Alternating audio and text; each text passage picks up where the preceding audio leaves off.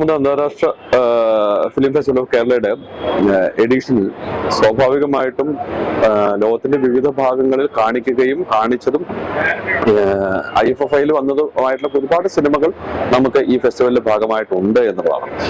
Classic സിനിമകൾ വന്നിട്ടുണ്ട്. ബാറ്റിഷ് ഫോട്ടങ്ങൾ പോലുള്ളൊരു ഏറ്റവും ക്ലാസിക് ആയിട്ട് ലോകത്തിലെ എല്ലാ ഇൻസ്റ്റിറ്റ്യൂട്ടുകളിൽ പോലും പഠിപ്പിക്കുന്ന സ്റ്റുഡൻസിന്റെ മുന്നിലേക്ക് വെക്കുന്ന മൗണ്ടൈനെ കുറിച്ചൊക്കെ ഏറ്റവും ഗംഭീരമായിട്ട് ഷോർട്ട് വൈസ് പറയാൻ പറ്റുന്ന ചില സിനിമകളൊക്കെ ഉണ്ട്. പക്ഷെ ഇതൊക്കെ നമ്മൾ നിൽക്കുമ്പോൾ പോലും ഒരുപാട് ഇഷ്യൂസ് ഇതിന്റെ പുറകിൽ ഉണ്ടാവുന്നുണ്ടെന്നുള്ളത്. പക്ഷെ എങ്കിൽ പോലും കഴിഞ്ഞ 30 വർഷവും വളരെ സജീവമായിട്ട് ജനപങ്കാളിത്തത്തോടുകൂടി ഏറ്റവും പുതിയ ജനറേഷനെ വാർത്തെടുക്കുന്ന രീതിയിലേക്ക് ഫെസ്റ്റിവലിൽ സിനിമകൾ കാണിക്കുന്നുണ്ട്. ആ സിനിമകൾ വളരെ ഞാൻ അങ്ങനെ ആ ഒരു വാക്ക് ഉപയോഗിക്കുന്നു, ഉത്തരവാദിത്വത്തോടു കൂടി കാണുന്ന പ്രേക്ഷക സമൂഹം നമുക്കുണ്ടാവുന്നുണ്ട്. സിനിമ ലോകത്തിന്റെ മുമ്പിലേക്ക് പറയുന്ന ഏറ്റവും വലിയ കാഴ്ചയാണ്, ഏറ്റവും വലിയ ഭാഷയാണ്.